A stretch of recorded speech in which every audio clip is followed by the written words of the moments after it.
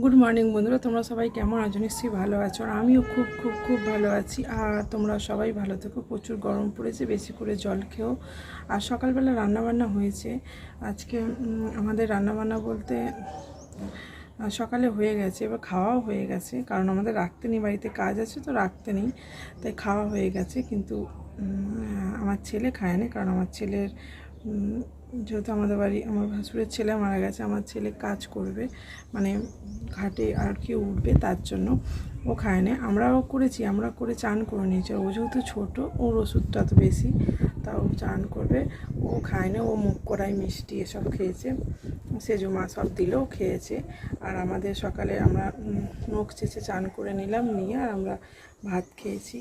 আর সকালবেলা আজকে আমি রান্না হয়ে গেছে। আজকে আমি ভাবলাম ইউটিউবে আর কোনো কাজ করবো না, যদি ভিডিও বানাতে পারি বানাবো। তো সেই জন্য আমি ভাবলাম, দেখো সব ছাতে সব অনেক, এই যে দেখো ময়দা, মানে তরকারি করে ফেলেছি, আলুর তরকারি। আর এই যে ময়দা মাখিয়েছি, চলো করে নিয়ে আস। ছেলে ঘুমোচ্ছে, ছেলের রুটিটা হটপটে ভরে দিয়েছি, ও উঠবে যখন ঠান্ডা হয়ে যাবে, তো গরম গরম থাকবে, তার জন্য আমার রুটি আমিও খাবো, বেগুন ভাজা দিয়ে খাবো, চা করব। আর তোমাদের দাদার এই যে রুটি, বেগুন ভাজা আর লাড্ডু টিফিন ভরে দিয়েছি। অনেক কাচাকুচি করেছি, দেখো বিছানার চাদর, মানে যেখানকার ছিল সব কাচাকুচি করে দিয়েছি। নিচের ছাদে আছে, নিচের উঠোনে আছে, ছাদ ভর্তি অনেক কাচাকুচি করে, রান্না করে খেয়ে কাচাকুচি করে আর এসেছি। আর ভাবছি ইউটিউবের কোনো কাজ আজকে করবো না, খালি দেখি বলে এই যে সব কাপড় চোপড় এগুলো হচ্ছে জিনিসগুলো পরা হয় না, রেখে দিয়েছি এখানে গুছিয়ে। নিচে কোথায় রাখবো বলো, গোছানো আছে তো। এইখানটা একটু আগোছালো হয়েছিল, তোমাদের দাদা যখন তখন এটা ওটা কাপড় ছেঁড়া দরকার হলে নেয়, ছিঁড়ে নেয়, হ্যাঁ।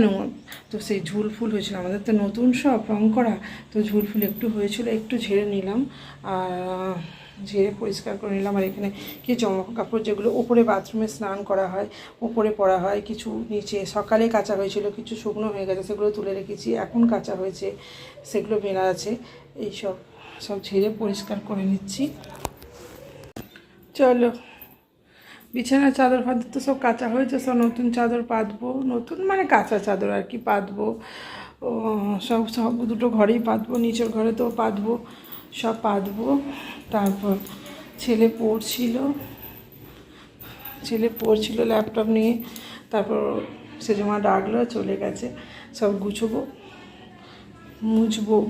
মোছা হয়ে গেছে সকালবেলা, ওগুলো হয়নি, এগুলো করবো।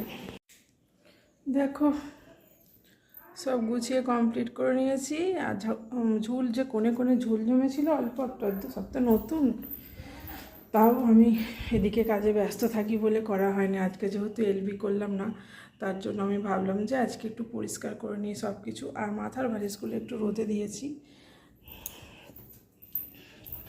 মাথার বালিশগুলো ছাদেতে একটু রোদে দিয়েছি, দেখো রোদে দিয়েছি মাথার বালিশগুলো। আর সব গোছানো কমপ্লিট হয়ে গেছে, এবার নিচেটা করব। চলো বন্ধুরা, নিচের ঘরের চাদরটা একটু পাতলাম, আর এই পরিষ্কার হয়ে গেছে, বালিশগুলো রোদে দিয়েছি, সব কাচাকুচি হয়েছে, ছাদে আছে, এখনও যাওয়া হয়নি। আর এই সব পরিষ্কার করে ফেলেছি, রান্নাঘরটা খালি মুছলেই আমার হয়ে যাবে, আর পাম্প চালিয়ে জল ভরবো, হয়ে যাবে। চলো।